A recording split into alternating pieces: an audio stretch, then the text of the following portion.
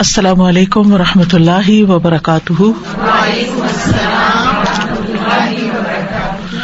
نحمده ونصلی علی رسولہ الکریم، اما بعد فاعوذ باللہ من الشیطان الرجیم، بسم اللہ الرحمن الرحیم، رب اشرح لی صدری ویسر لی امری واحلل عقدۃ من لسانی یفقہوا قولی۔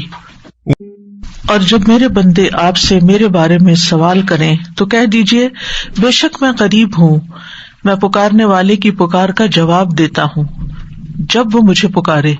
تو ان کو چاہیے کہ وہ میرا حکم مانیں اور مجھ پر ایمان رکھیں تاکہ وہ ہدایت پائیں۔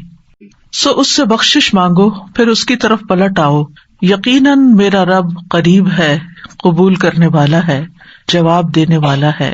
الحمد للہ الذی کفانی وآوانی وأطعمنی وسقانی والذی من علی فأفضل والذی اعطانی فأجزل، الحمد للہ علی کل حال، اللہم رب کل شیء وملیکہ وإلہ کل شیء اعوذ بک من النار۔ تمام تعریف اللہ کے لیے ہے جس نے میری کفایت کی اور مجھے رہنے کی جگہ عنایت فرمائی، مجھے کھلایا پلایا، اور جس نے مجھ پر احسان کیا اور بہت زیادہ کیا، جس نے مجھے دیا اور خوب دیا۔ ہر حال میں اللہ ہی کی تعریف ہے۔ اے اللہ، اے ہر چیز کے رب اور اس کے مالک، اے ہر چیز کے معبود، میں آگ سے تیری پناہ چاہتا ہوں۔ اللہم صلی علی محمد وعلی آل محمد کما صلیت علی ابراہیم وعلی آل ابراہیم انک حمید مجید۔ اللہم بارک علی محمد وعلی آل محمد کما بارکت علی ابراہیم وعلی آل ابراہیم انک حمید مجید۔ پروگرام قریب مجیب کے سلسلے میں آج ہم نعمتوں پر شکر گزاری کی دعاؤں کے بارے میں پڑھیں گے۔ اللہ تعالیٰ کا شکر ادا کرنا عبادت ہے جس کے ذریعے بندہ اپنے رب کا قرب حاصل کرتا ہے، اور عبادتوں کا مقصد بھی یہی ہے۔ یعنی ہم نماز کیوں پڑھتے ہیں، روزہ کیوں رکھتے ہیں، حج کیوں کرتے ہیں، قرآن مجید کیوں پڑھتے ہیں؟ تاکہ ہم اپنے رب کا قرب حاصل کر سکیں، اپنے رب کو راضی کر سکیں، اپنے رب کا شکر ادا کریں۔ تو جو شخص اللہ کا شکر ادا نہیں کرتا وہ حقیقت میں اللہ کی عبادت نہیں کر رہا۔ اللہ سبحانہ تعالیٰ ہی اس بات کا مستحق ہے کہ اس کی تعریف کی جائے، اس کا شکر ادا کیا جائے، کیونکہ اسی نے ہمیں پیدا کیا، اسی نے ہمیں رزق دیا اور ہمیں طرح طرح کی نعمتیں عطا کی۔ وما بکم من نعمت فمن اللہ، اور تمہارے پاس جو بھی کوئی نعمت ہے وہ اللہ کی طرف سے ہے۔ تو ہر حال میں اللہ کی تعریف ہے، خوشحالی میں بھی اور تنگی میں بھی، آسانی میں بھی اور سختی میں بھی، ہر حال میں، صحت میں بھی اور بیماری میں بھی، ہر جگہ پر، اپنے گھر میں بھی اور گھر سے باہر بھی، ہر زمانے میں، ہمارے گزرے ہوئے زمانے میں بھی، حال میں بھی اور مستقبل میں۔ سب سے زیادہ تعریف اللہ ہی کی ہے، اس لیے کہ سب سے زیادہ احسانات اسی کے ہیں۔ جتنا اس نے ہمیں عطا کیا ہے، نوازا ہے، اتنا ہم پر کسی کا بھی احسان نہیں ہے۔ وَآتَاكُم مِّن كُلِّ مَا سَأَلْتُمُوهُ وَإِن تَعُدُّوا نِعْمَتَ اللَّهِ لَا تُحْصُوهَا، اور اس نے تمہیں ہر اس چیز میں سے دیا جو تم نے اس سے مانگی، اور اگر تم اللہ کی نعمت کو شمار کرنا چاہو شمار نہیں کر سکتے۔ ان الانسان لظلوم کفار، بلا شبہ انسان بڑا ظالم، بڑا ہی ناشکرا ہے۔ تو اللہ کے بندے دو طرح کے ہیں، ایک وہ جو اس کا شکر ادا کرتے ہیں، شکر گزار ہیں، اور دوسرے وہ جو ناشکرے ہیں۔ اللہ سبحانہ تعالیٰ کے نزدیک شکر پسندیدہ ہے اور ناشکرا پن قابل نفرت چیز ہے، سخت ناپسندیدہ۔ شکر گزار بندے اللہ کے محبوب ہیں اور ناشکرے بندے اللہ کے مبغوض ہیں۔ اس سلسلے میں ہم سب سے پہلے قرآنی دعا پر غور کریں گے، اور وہ ہے حضرت سلیمان علیہ السلام کی دعا۔ سورۃ النمل میں اللہ تعالیٰ ارشاد فرماتے ہیں، فتبسم ضاحكا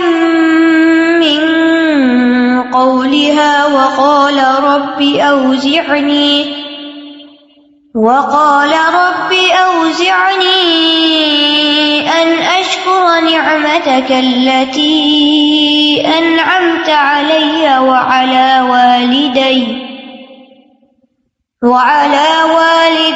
وأن أعمل صالحا ترضاه وأدخلني برحمتك في عبادك الصالحين۔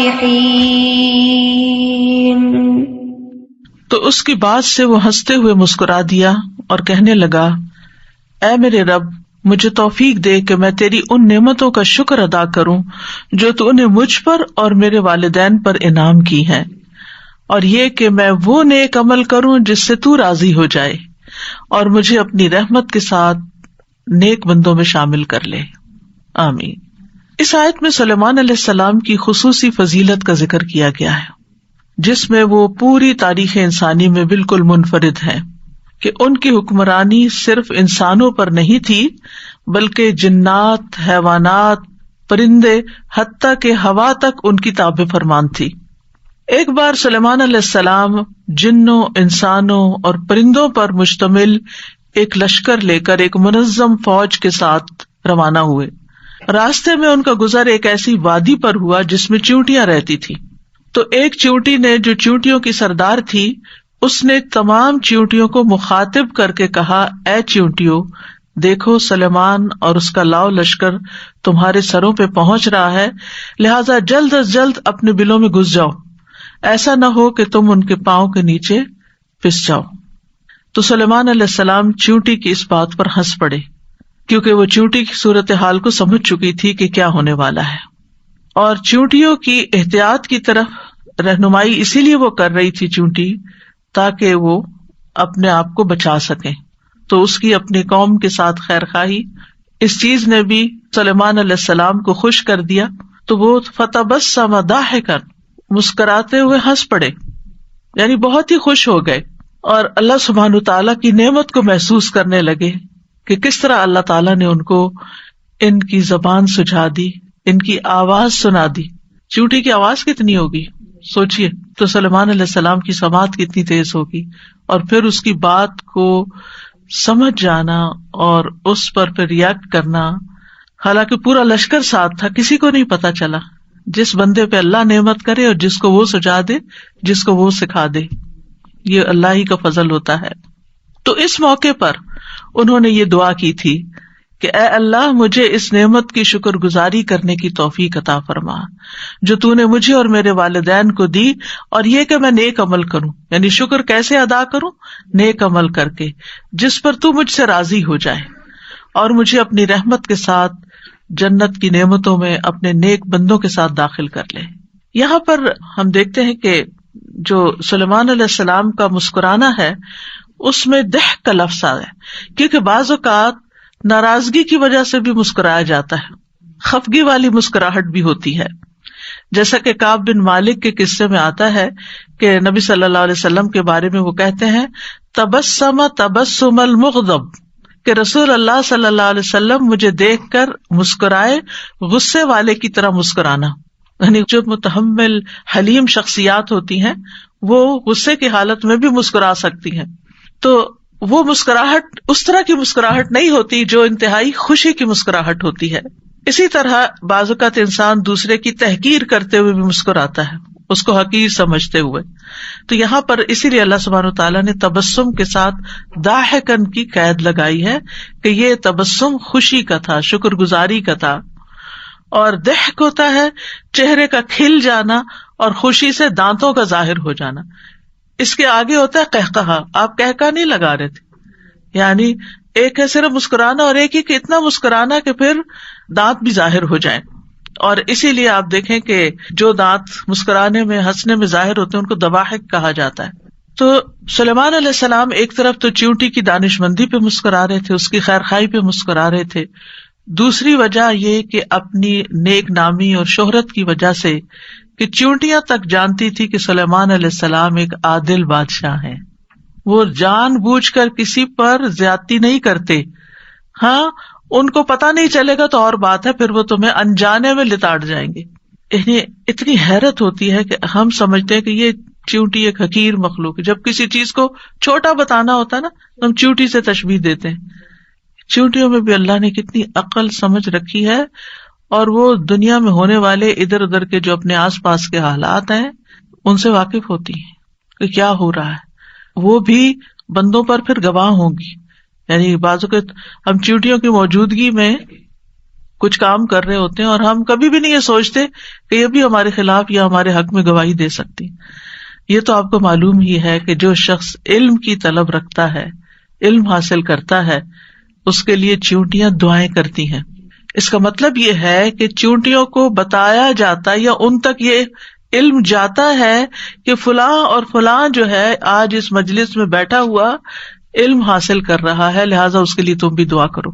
ہم گھر سے نکل آتے ہیں، ہم تکلیف اٹھاتے ہیں، مشقت اٹھاتے ہیں، علم کے راستے میں نکلتے ہیں، فرشتے پر بچھاتے ہیں، چیونٹیاں دعائیں کرتی ہیں، سمندروں کی مچھلیاں تک دعائیں کرتی ہیں جو لوگ علم کے راستے پر نکلتے ہیں. کیونکہ یہ معمولی اعزاز نہیں ہے، یہ بہت بڑی خوش قسمتی کی بات ہے، اور اس پر بھی اللہ کا شکر ادا کرنا چاہیے. تو دعا کیا ہے؟ رب اوزعنی ان اشکر نعمتک التی انعمت علی وعلی والدی. اے میرے رب مجھے الہام کر، مجھے توفیق دے. یہ دونوں معنی کیے جاتے ہیں وضع کے. وضع کا اصل معنی ہوتا ہے روکے رکھنا، سنبھالنا، قابو میں رکھنا. یعنی سلیمان علیہ السلام نے یہ دعا کی کہ اے میرے رب تو نے مجھے جو یہ فضیلت عطا کی ہے، جو نعمت عطا کی ہے کہ میں حشرات تک کی بولی سمجھ لیتا ہوں، ایسا نہ ہو کہ میں کہیں کسی غرور یا طغیانی میں مبتلا ہو جاؤں، بلکہ میری باغ تو اپنے ہاتھ میں رکھ اور مجھے شکر کے رستے پر ہی گامزن رکھ.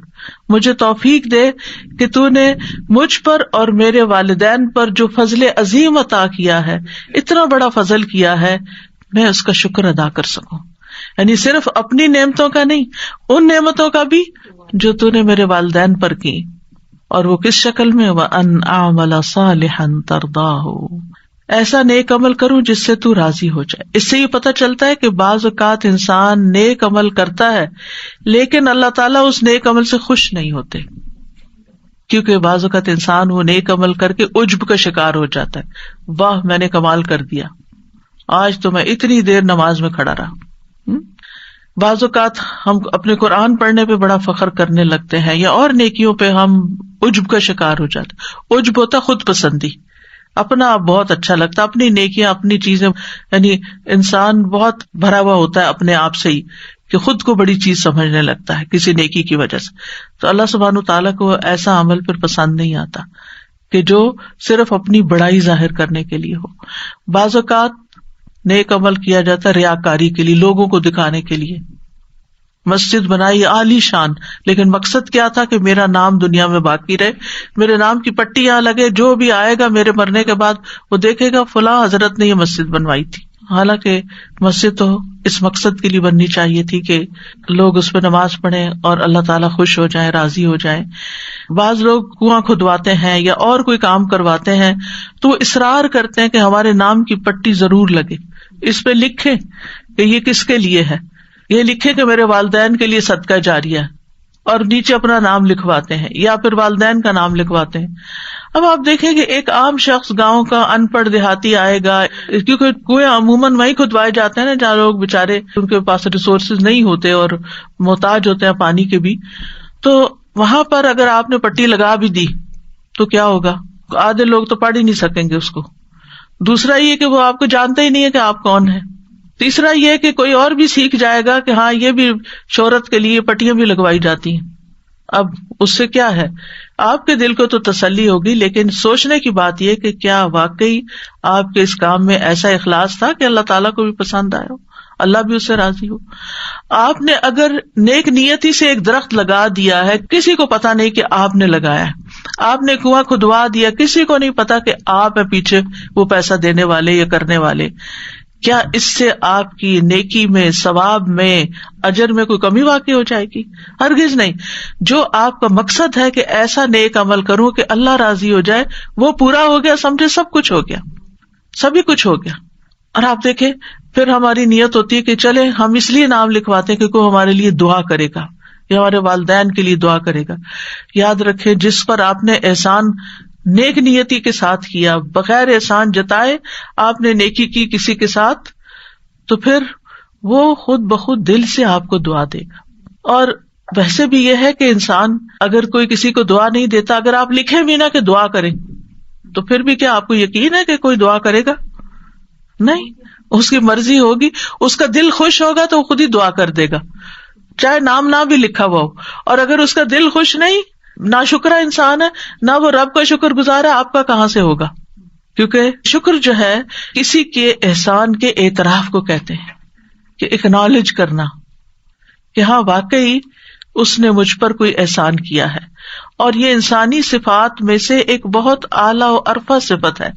کسی شریف اور نوبل انسان کی بہت بڑی پہچان ہے کہ وہ دوسروں کے احسان کو مانتا ہے، کہ کسی نے میرے لیے یہ انتظام کیا ہے یہاں پانی کا، میں شکر گزار ہوں اس کا، اللہ اس کو جزائے خیر دے. کسی نے میرے لیے اس چیز کا انتظام کیا، نہیں کسی بھی نعمت کا، کوئی بھی احسان جو کوئی بندہ کسی بندے پہ کرتا ہے. اور اللہ کی نعمتیں تو ہر طرف بکھری ہی پڑی ہیں. تو عموماً جو نعمتیں ہوتی ہیں اس کے دو پہلو ہوتے ہیں. ایک پہلو ہوتا ہے کہ اس کا تعلق اللہ سبحانہ تعالیٰ سے، یعنی وہ نعمت اللہ نے آپ کو دی، تو کوئی ایسی نعمت نہیں، ما بکم من نعمت فمن اللہ، کوئی نعمت ایسی نہیں جو اللہ کی طرف سے نہ ہو. دوسرا یہ کہ انسان سبب بنتا ہے آپ تک وہ نعمت لانے کا. مثال کے طور پر علم ایک نعمت ہے، اس وقت میں سبب بن گئی ہوں آپ تک نعمت پہنچانے کی، قریبی مثال سے بات سمجھا رہی ہوں. اسی طرح آپ میں سے کوئی یہاں پر آیا، کسی نے آپ کو گاڑی کی رائڈ دی اور یہاں پہنچا دیا، وہ سبب بن گیا یہاں تک آپ کو لانے کا. یہ روزمرہ کی چھوٹی چھوٹی مثالیں. تو ہماری زندگی میں ہر نعمت، ہر انعام، ہر فضل اللہ کی طرف سے ہے. اللہ سبحانہ و تعالیٰ وہ نعمتیں ہمیں اسباب کے پردے میں دیتے ہیں. کبھی انسان سبب بنتے ہیں، کبھی کوئی اور چیز سبب بن جاتی، کبھی بارش سبب بنتی ہے زمین سے سبزہ اگانے کا، کبھی ہوا سبب بنتی ہے بادل لانے کی یا لے جانے کی. تو بہت ساری چیزیں کار فرما ہیں اس کائنات کے اندر، یعنی کہ جو اللہ سبحانہ و تعالیٰ کے حکم کے مطابق بندوں کے لیے رزق روزی کا، نعمتوں کا انتظام کر رہی ہیں. تو جب انسان اللہ سبحانہ و تعالیٰ کی نسبت سے کوئی چیز کو دیکھتا ہے تو اس کو غور و فکر کرنا پڑتا ہے کہ کیا کیا نعمت ہے. ہاں، بندے کی طرف سے جب کوئی چیز ملتی ہے تو وہ سامنے ہوتی ہے نا، بندہ نظر آ رہا ہوتا ہے، ہم اس کے شکر گزار ہو جاتے ہیں. تو بندے کے لیے ہمیں معترف ہونا پڑتا ہے بیسیکلی، کہ ہم اس کا اعتراف کریں کہ ہاں واقعی یہ ہمارے لیے سبب بنا ہے. اور اللہ سبحانہ و تعالیٰ کی نسبت ہمیں غور و فکر کرنا پڑتا ہے کہ اچھا یہ بھی اللہ نے دیا، یہ بھی اللہ نے بنایا. یہ بھی آپ نے دیکھا ہوگا کہ آپ پانی پیتے چلے جاتے ہیں، آپ کھانا کھاتے چلے جاتے ہیں، آپ کو ایک دفعہ بھی خیال نہیں آتا یہ اللہ نے بنایا، کیونکہ آپ نے غور ہی نہیں کیا، بس آپ نے کھا لیا، پیاس لگی پانی پی لیا، غور نہیں کیا. تو اللہ سبحانہ و تعالیٰ کی نعمتوں کا شکر ادا کرنے کے لیے انسان کو غور و فکر سے کام لینا پڑتا ہے، نعمتوں کو دیکھنا پڑتا ہے کہ کون کون سی نعمت ہے اور کس شکل میں.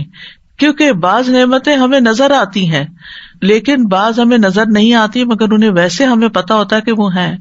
اور بعض عوامل تو ایسے کام کر رہے ہوتے ہیں کہ ہمیں ان کا احساس اور ادراک تک نہیں کہ وہ بھی پیچھے کام کر رہی ہیں چیزیں، تو تب ہم تک یہ نعمت پہنچی ہے. تو بہرحال انسان کو اللہ سبحانہ تعالیٰ سے توفیق مانگتے رہنا چاہیے کہ اللہ تعالیٰ میں صرف نیک عمل نہ کرتا جاؤں بلکہ ایسے نیک عمل کروں کہ جن سے تو بھی راضی ہو، تیری رضا کے لیے میں یہ کام کر رہا ہوں، چاہے دین کا کام ہو چاہے دنیا کا کام ہو، کوئی بھی کام ہو، بس اللہ کی رضا کے لیے. اور یاد رکھے شکر میں رضا شامل ہوتی ہے، یعنی جب ہم اللہ کا شکر ادا کرتے ہیں تو اس کا مطلب ہے کہ ہم اللہ سے راضی ہیں. اس کو ہم مثال سے سمجھیں کہ جیسے اگر آپ کسی سے ناراض ہیں تو آپ اس کے سارے احسان بھول جاتے ہیں، آپ اس کا شکریہ کوئی نہیں ادا کرتے. یعنی آپ کے دل میں خیال بھی ہونا کہ اس نے میرے ساتھ اچھا کیا، لیکن آپ کے اوپر اس وقت چھایا ہوتا کہ اس نے میرے ساتھ کیا برا کیا. لہٰذا جو بندہ اللہ سے راضی نہیں ہوتا کچھ تکلیفوں کی وجہ سے، کوئی زندگی میں پریشانیوں کی وجہ سے، وہ شکر گزار نہیں ہو سکتا. تو شکر کے لیے رضا بھی چاہیے ہوتی ہے.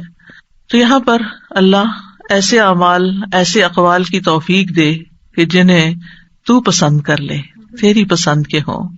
وَأَدْخِلْنِي بِرَحْمَتِكَ فِي عِبَادِكَ الصَّالِحِينَ، اور مجھے اپنی رحمت کی وجہ سے، اپنی رحمت کے ساتھ نیک بندوں میں شامل کر لے. اس سے سلیمان علیہ السلام کی کتنی عاجزی بھی نظر آتی ہے کہ اتنا کچھ ہوتے ہوئے وہ نبی ہیں اللہ کے، اور وہ کہتے ہیں مجھے صالحین میں شامل کر لے. جیسے یوسف علیہ السلام نے کہا تھا وَأَلْحِقْنِي بِالصَّالِحِينَ. تو انسان جیسا خود ہوتا ہے نا، ویسا ہی اس کو ماحول پسند ہوتا ہے، ویسی ہی مجلسیں پسند ہوتی ہیں، ویسے ہی لوگ اچھے لگتے ہیں.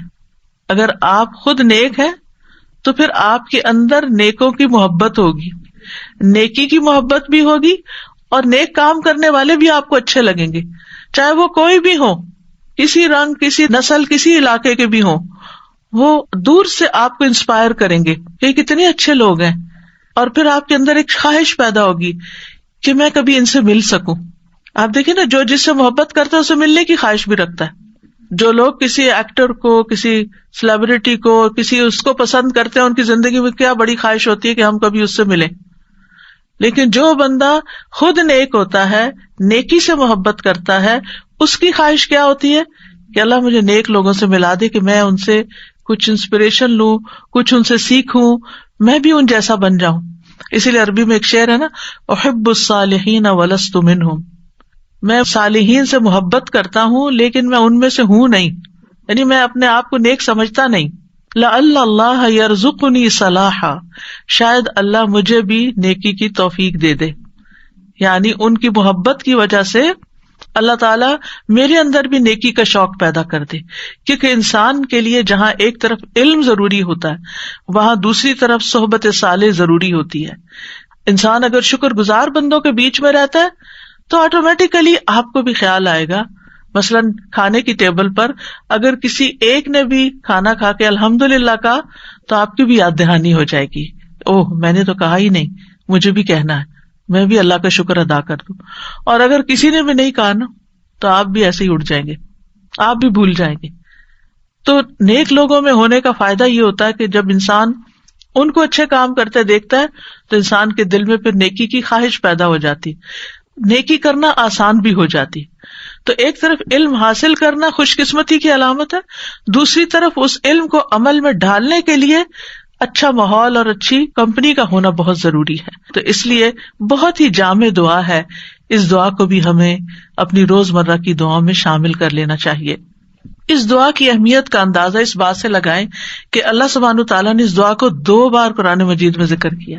ایک تو یہاں پر سورۃ النمل میں، اور دوسرے سورۃ الاحقاف میں، جہاں صالحین یہ دعا مانگتے ہیں. اور حقیقی معنوں میں جو نیک بندے ہوتے ہیں ان کے اندر اعتراف بھی ہوتا ہے دوسروں کے احسانات کا، خصوصاً اللہ تعالیٰ کے احسانات کا، اور اس پر وہ شکر بھی ادا کرتے رہتے ہیں.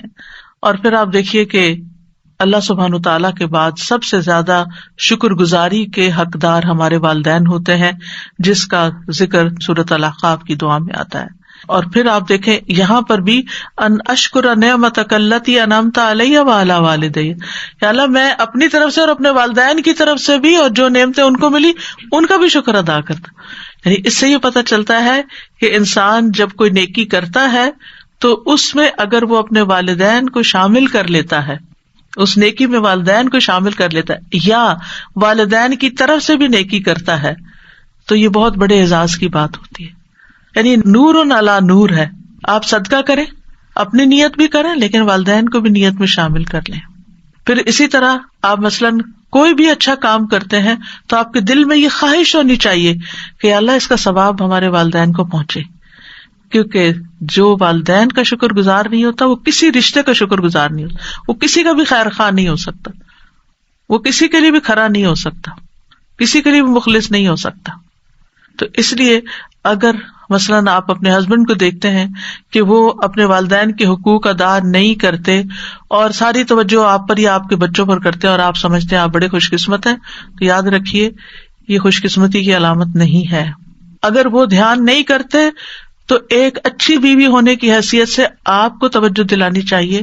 مثلاً رمضان کا مہینہ ہے، آپ اپنے ہسبینڈ کو توجہ دلائیں کہ آپ اپنے والدین کے لیے کچھ کریں اس مہینے میں. یعنی ویسے تو ہر مہینے ہی کرنا چاہیے، ہر روز ہی کرنا چاہیے، لیکن خصوصاً رمضان میں ہمارے صدقات بڑھ جاتے ہیں، ہماری دعائیں بڑھ جاتی ہیں، ہماری نیکیاں بڑھ جاتی ہیں. تو ان نیکیوں میں ان کو بھی ساتھ شریک کرنا چاہیے، ان کی طرف بھی دھیان رکھنا چاہیے، جو زندہ ہوں، جو فوت ہو چکے ہوں. اور پھر یہ ہے کہ جو بھی نیکی کریں خالص اللہ کی خاطر کریں، کیونکہ اللہ تعالیٰ صرف اس عمل سے ہی راضی ہوتا ہے جو اس کے لیے کیا جاتا ہے. جس میں ہم کسی اور کو شریک کر لیتے ہیں پھر وہ عمل اللہ تعالیٰ کے لیے ناپسندیدہ ہو جاتا ہے، کیونکہ ملاوٹ والا ہو جاتا ہے. آپ اپنے لیے کون سی ملاوٹ والی چیز پسند کریں گے؟ محبت میں ملاوٹ پسند کریں گے، یا پھر کسی کھانے میں ملاوٹ پسند کریں گے، یا کسی اور چیز میں؟ کسی بھی چیز میں نہیں، خالص، آرگینک، ہولسم. تو اللہ سبحانہ وتعالیٰ کے ساتھ جب معاملہ ہو تو وہ بھی خالص ہی ہونا چاہیے، اس میں کسی قسم کی کوئی ملاوٹ نہیں ہونی چاہیے. بس صرف جو نیکی ہے وہ اللہ کی رضا کے لیے ہے.